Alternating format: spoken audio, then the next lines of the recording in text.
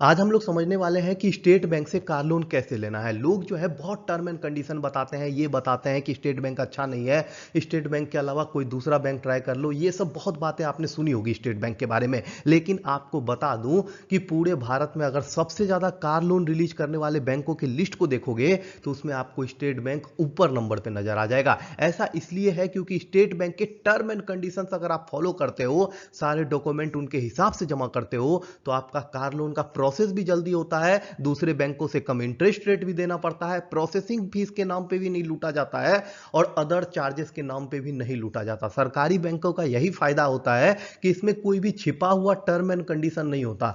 Private बैंकें हो गई चाहे नॉन बैंकिंग फाइनेंशियल कंपनी हो गई, इनके साथ प्रॉब्लम क्या है कि ये इंटरेस्ट रेट जरूर थोड़ा कम दिखा देंगे, लेकिन जब आप कंपेयर करोगे इनका प्रोसेसिंग फीस को या फिर अदर चार्जेस को, तब आपको समझ में आएगा कि सरकारी बैंक क्यों बेटर है इन बैंकों से।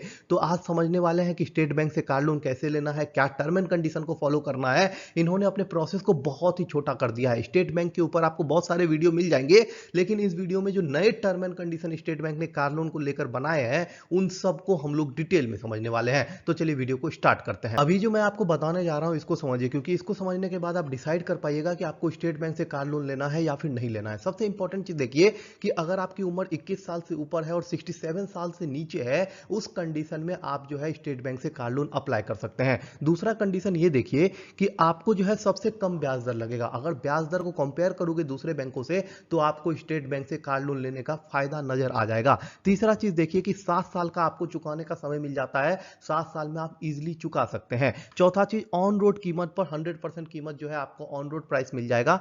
चौथा चीज जो आपको इंपॉर्टेंट है सबसे, देखिए पंजीकरण में जो भी रजिस्ट्रेशन का खर्च होता है वो भी, बीमा हो गया, इंश्योरेंस वगैरह हो गया, वारंटी हो गया, कुल पैकेज हो गया, वार्षिक रख रखाव हो गया, इन सब चीजों को इंक्लूड करके जो खर्च आपको लगेगा उस पर आपको लोन दिया जाएगा। कई बैंक जो है ऐसा करते हैं कि सिर्फ कार कार की कीमतों पे देते हैं, इसमें आपको इंश्योरेंस वगैरह रजिस्ट्रेशन वगैरह सब कुछ को इंक्लूड करके टोटल प्राइस को कैलकुलेट करने के बाद जो बनेगा प्राइस, उस पर आपको 100% तक लोन मिल सकता है। ब्याज दर का मतलब आप देखिए, ब्याज दर का इसका क्या सिस्टम है कि जितना अमाउंट आप पे कर दिए, जैसे आपने 100 रुपए का एग्जांपल के लिए लोन लिया था और आपने 40 रुपए पे कर दिया, तो आपको अब जो ब्याज दर देना पड़ेगा वो 60 रुपए पर ही देना पड़ेगा। मतलब कुल 100 रुपए पे आपको पूरे 7 साल के टेन्योर में ब्याज दर नहीं देना पड़ेगा। उसके बाद ये देखिए कि नया सवारी, जैसे ही आप एसयूवी वगैरह खरीदते हैं उस पे ज्यादा छूट मिलता है, मतलब बड़ा गाड़ी खरीदते हैं उस कंडीशन में आपको थोड़ा छूट भी मिल जाएगा। उसके बाद ये देखिए कि कोई भी ईएमआई जो है आप अपने मन से बनवा सकते हैं, ईएमआई के लिए कोई टर्म एंड कंडीशन नहीं है। उसके बाद सबसे इंपॉर्टेंट चीज तो ये है कि 2 साल अगर आपने ईएमआई जमा कर दिया है, उसके बाद आप टोटल पैसा भी जमा कर सकते हो, तो प्री क्लोजर का आपसे कोई चार्ज नहीं लिया जाएगा।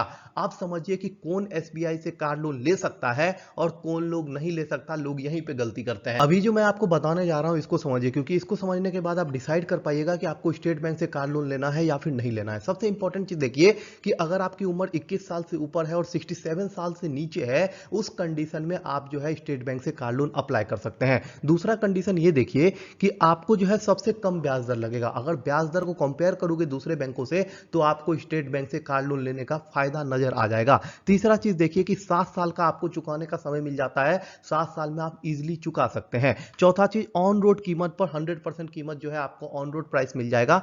चौथा चीज जो आपको इंपॉर्टेंट है सबसे, देखिए पंजीकरण में जो भी रजिस्ट्रेशन का खर्च होता है वो भी, बीमा हो गया, इंश्योरेंस वगैरह हो गया, वारंटी हो गया, कुल पैकेज हो गया, वार्षिक रख रखाव हो गया, इन सब चीजों को इंक्लूड करके जो खर्च आपको लगेगा उस पर आपको लोन दिया जाएगा। कई बैंक जो है ऐसा करते हैं कि सिर्फ कार कार की कीमतों पे देते हैं, इसमें आपको इंश्योरेंस वगैरह रजिस्ट्रेशन वगैरह सब कुछ को इंक्लूड करके टोटल प्राइस को कैलकुलेट करने के बाद जो बनेगा प्राइस, उस पर आपको 100% तक लोन मिल सकता है। ब्याज दर का मतलब आप देखिए, ब्याज दर का इसका क्या सिस्टम है कि जितना अमाउंट आप पे कर दिए, जैसे आपने 100 रुपए का एग्जांपल के लिए लोन लिया था और आपने 40 रुपए पे कर दिया, तो आपको अब जो ब्याज दर देना पड़ेगा वो 60 रुपए पर ही देना पड़ेगा। मतलब कुल 100 रुपए पे आपको पूरे 7 साल के टेन्योर में ब्याज दर नहीं देना पड़ेगा। उसके बाद ये देखिए कि नया सवारी, जैसे ही आप एसयूवी वगैरह खरीदते हैं उस पे ज्यादा छूट मिलता है, मतलब बड़ा गाड़ी खरीदते हैं उस कंडीशन में आपको थोड़ा छूट भी मिल जाएगा। उसके बाद ये देखिए कि कोई भी ईएमआई जो है आप अपने मन से बनवा सकते हैं, ईएमआई के लिए कोई टर्म एंड कंडीशन नहीं है।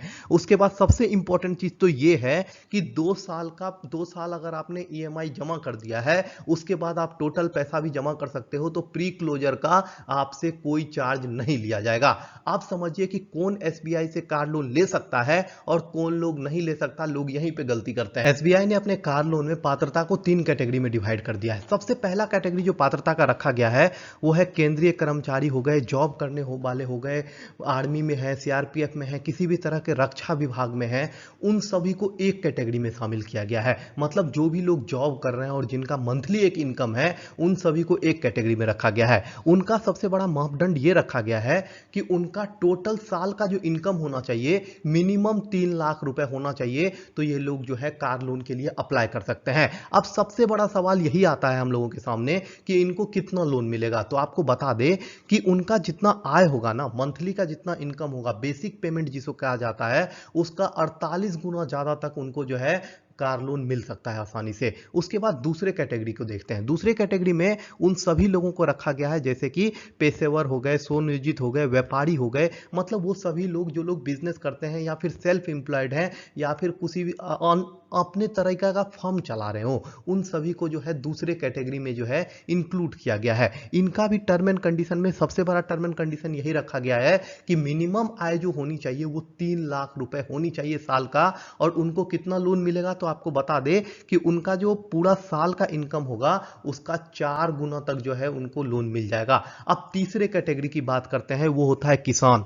किसान और कृषि के कार्य से जुड़ा हुआ लोग। कई लोग मुझसे ये पूछते हैं कि किसानों को कार लोन मिलता है कि नहीं मिलता है, और कई वीडियोस में ये बताया गया है कि किसानों को कार लोन नहीं मिलता है। तो आपको बता दें कि एसबीआई में आपको किसानों को भी कार लोन दिया जाता है, लेकिन इसमें सबसे बड़ा शर्त यही रख दिया गया है कि उनके साल का इनकम जो होना चाहिए वो कम से कम 4 लाख रुपए होना चाहिए।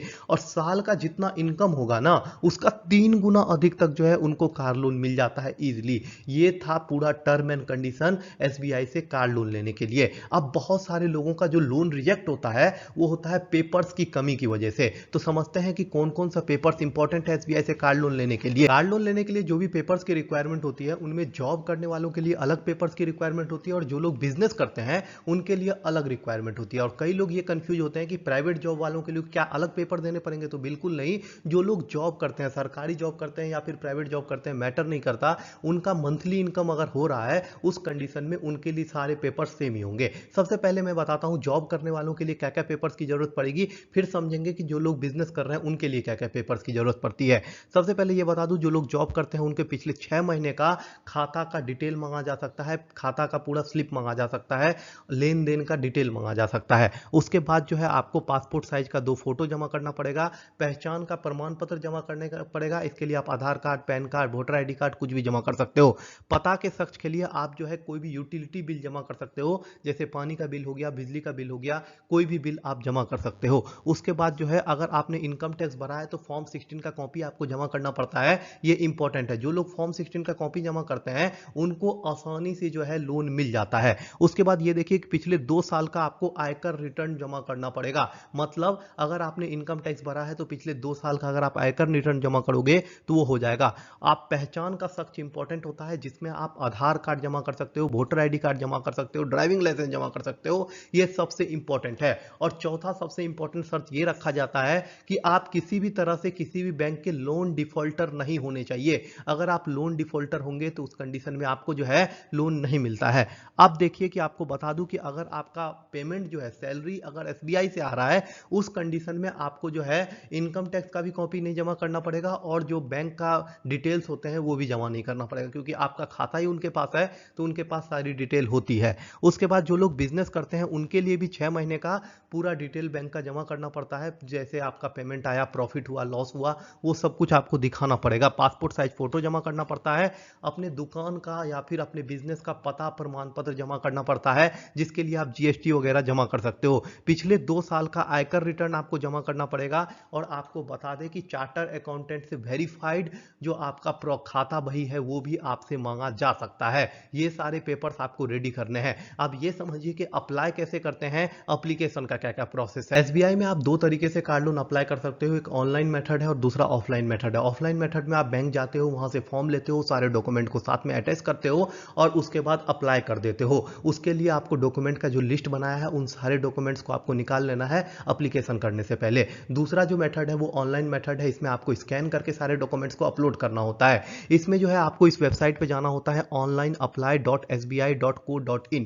पर्सनल बैंकिंग में जाओगे तो ऑटो लोन कैटेगरी में मिल जाएगा। इस लिंक को जो है मैं आपको डिस्क्रिप्शन में भी ऐड कर दूंगा और अगर नहीं ऐड किया तो आप कमेंट कर देना, मैं आपको रिप्लाई में ऐड कर दूंगा। जैसे ही आप इस लिंक को ओपन करोगे कुछ इस तरह का पेज जो है आपको देखने को मिलेगा। यहां पे सबसे पहला जो कैटेगरी होता है उसमें गेट एलिजिबिलिटी होता है, आप कार लोन के लिए एलिजिबल हो या नहीं हो यहीं से तय किया जाता है। दूसरा जो ऑप्शन होता है इसमें कहा जाता है लोन ऑफर, मतलब आपको क्या क्या लोन ऑफर्स मिलते हैं उसके बारे में डिटेल में बताया जाता है। तीसरा जो ऑप्शन मिलता है वो होता है कंप्लीट एप्लीकेशन। तीसरे ऑप्शन में जो है आप जाके एप्लीकेशन को कंप्लीट करते हो। रिलेशनशिप विद बैंक में यहां आपको भरना होता है कि आप पहले से एसबीआई के कस्टमर हो या नहीं हो, यहां पे आपको सेलेक्ट करना होता है किस तरह का रिलेशन है आपका, और उसके बाद आपको अकाउंट नंबर भरना होता है, उसके बाद आपको मोबाइल नंबर डालना होता है। ये सारा डिटेल जो है आपको फिल करना होता है और यहां टर्म एंड कंडीशंस को अप्लाई करना होता है। जैसे ही आप टर्म एंड कंडीशन अप्लाई करके सबमिट करते हो तो आपको आ जाता है लोन ऑफर कैटेगरी में। यहां पे आप जिस कार के लिए एलिजिबल हो, कितने तक के लिए लोन एलिजिबल हो, वो सारे डिटेल दिए जाते हैं। उसमें से जैसे ही आप सेलेक्ट करते हो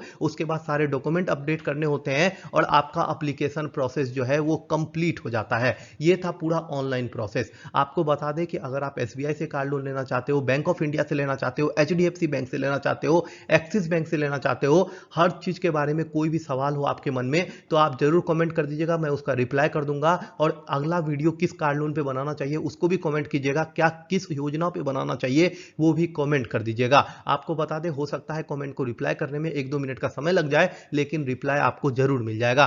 कल मिलते हैं सरकार द्वारा नया अपडेट के साथ। सरकार जो है समय समय पे बहुत सारी लोन योजनाओं की अपडेट लाते रहती है, तो उन सभी का भी अपडेट आपको इसी चैनल पे मिलेगा। चैनल सब्सक्राइब कर लीजिए, हमारे साथ बने रहिए। आपका बहुत बहुत धन्यवाद।